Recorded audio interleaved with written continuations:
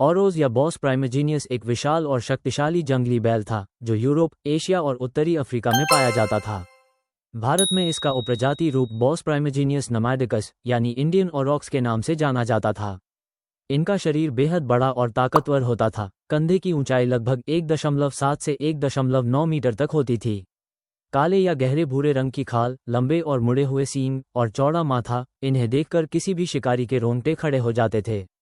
भारतीय औरोज़ भारत के नर्मदा घाटी, गुजरात, उत्तर प्रदेश और सिंधु घाटी के मैदानों में पाए जाते थे। ये प्रजाति लगभग 20 लाख साल पहले से लेकर लगभग 4000 साल पहले तक भारत में जीवित थी।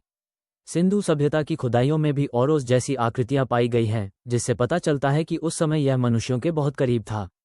यानी यह वही काल था जब इंसान इन जानवरों को पालतू बनाना शुरू कर रहे थे। भारतीय औरोज़ ने ही भारतीय जंगली गायों और घरेलू गायों, बॉस इंडिकस, को जन्म दिया।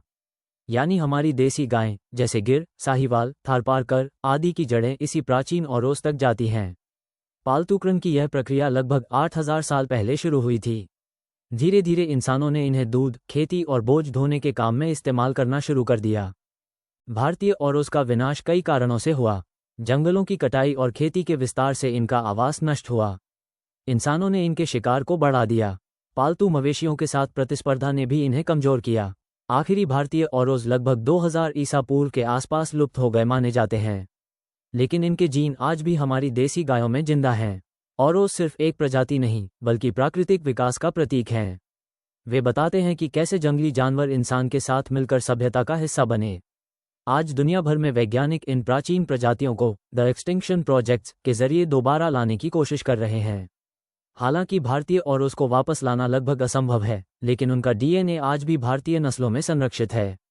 तो दोस्तों, अगली बार जब आप किसी देसी गाय को देखें तो याद रखिए, उसके भीतर कभी जंगलों का राजा भारतीय औरोज़ धड़कता था। अगर आपको यह वीडियो पसंद आया हो तो लाइक, शेयर और सब्सक्राइब जरूर करें, ताकि हम और भी प्राचीन भारतीय जीवों की कहानियां आपके लिए ला सकें। धन्यवाद। Folded hands. जय प्रकृति।